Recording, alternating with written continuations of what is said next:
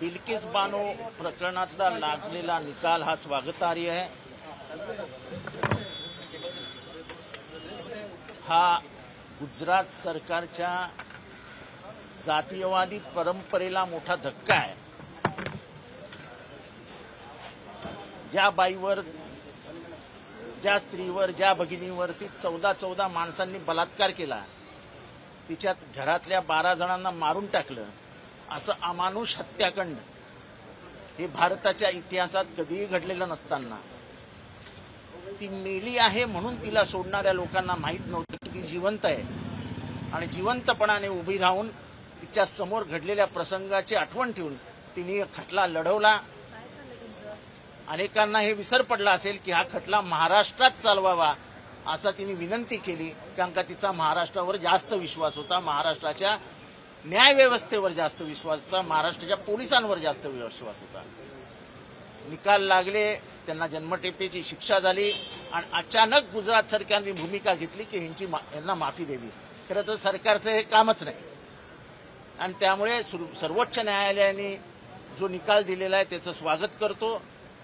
तसंच महाराष्ट्र सरकारवर काही प्रमाणात ही जबाबदारी दिलेली आहे। मला खात्री आहे की महाराष्ट्र सरकार कुठलाही चुकीचा निर्णय घेणार नाही आणि देश हा सहन करणार नाही।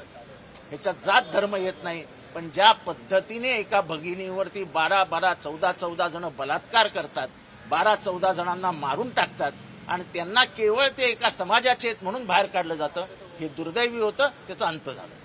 विधानसभेचे अध्यक्ष राहुल नार्वेकर 2 दिवसात निकाल देणार अशा पद्धतीची माहिती मिळते। तो निकाल आहे तो त्यांना रिव्ह्यूसाठी दिल्लीला दिलाय अशी देखील एक माहिती समोर आली। मला माहित नाही 10 तारखेला ते विधानसभेत येतील की नाही, कारण का ते काहीतरी त्यांना कोविड झालाय असं काहीतरी समजतंय, त्यामुळे हा राजकीय कोविड आहे नक्की कोविड आहे हे समजायला काय मार्ग नाही। निवडणूक आयोगाच्या निकालासंदर्भात काय माहिती नाही सर। एक मुद्दा असा आहे की काल अजितदादांनी कल्याणमध्ये सभा घेतली आणि त्यामध्ये म्हटलं की ठाणे जिल्ह्यात गुंड प्रवृत्ती खूप वाढली आहे, तर जो ठाणे पालिकेला मांडला जातो एकनाथ शिंदे यांनी। कसं आहे की अजितदादांचा स्वभाव असा आहे की ते शेजारच्याला शांत बसूच देत नाही। मी त्यांचं वागणं गेले अनेक वर्ष बघत आले, खास करून आमची आघाडी झाल्यानंतर तर बघतच आलोय। ते कायम काँग्रेसला डिस्टर्ब करायचे, काँग्रेसच्या मंत्र्यांची कुरघोडी करायची, काँग्रेसच्या मंत्र्यांची फाईल मागवायची, ती दाबूनच ठेवायची। वित्ताचा वापर करताना मला सुनील केदारचं माहिती नव्हतं, आम्ही दोघं तर दोस्तच आहोत। त्याची फाईल कशी दाबून ठेवली, त्याच्या विभागात कसा काँग्रेसच्या प्रत्येक मंत्र्याच्या विभागात ते इंटरफिअर करायचे आणि त्यामुळे आघाडीत नेहमी धुसफूस राहायचे। त्यांचा स्वभाव तिथे गेल्यावर बदलेल शक्य नव्हतं, त्यामुळे इथेही ते टपल्या मारण्याचं काम चालूच ठेवणार। आता जेव्हा ते ठाण्यात येतात आणि ठाण्यात गुंडगिरी वाढली आहे असं म्हणतात, तेव्हा नेमका बाण कोणावर आहे? माझ्या दृष्टीने तो एकनाथ शिंदेवर आहे। म्हणजे मुख्यमंत्र्यांना तुम्ही संशयाच्या फेऱ्यात अडकवतात हे एवढं समजत नाही। समजूच, त्या माणसाला सगळं समजतं, पण ते स्वभाव आहे, ते बोलणार आणि ते डिस्टर्ब करणार बाजूच्याला, ते बीजेपीलाही डिस्टर्ब करणार आणि यांनाही डिस्टर्ब करणार।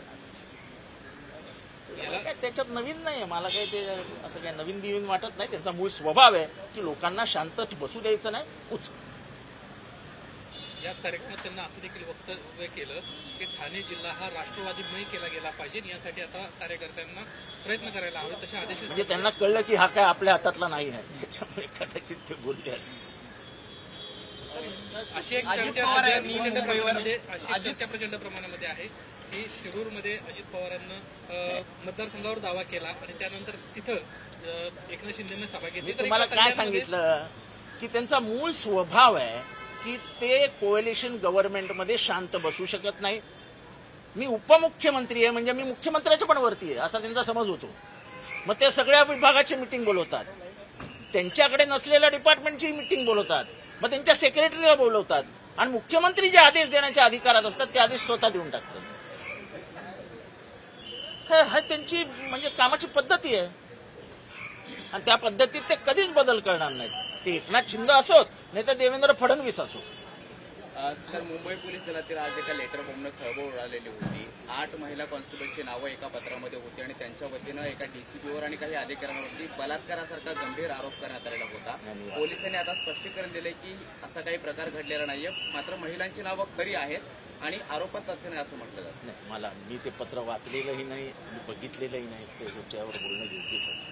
सर, राम मांसाहार करतो या तुमच्या वक्तव्याने वादाचा मी ह्या विषयावरती अमित त्रिपाठी नावाच्या ऑथरने त्याच्या एका सायन ऑफ विश्वाकूट नावाच्या पुस्तकात त्याचा उल्लेख केलेला आहे. ते पंतप्रधानांना भेट दिलेला आहे. या संदर्भातले काही दाखले समोर ते दाखले तुमच्याकडे असतील तर तुम्ही त्याची स्पष्टता करावी.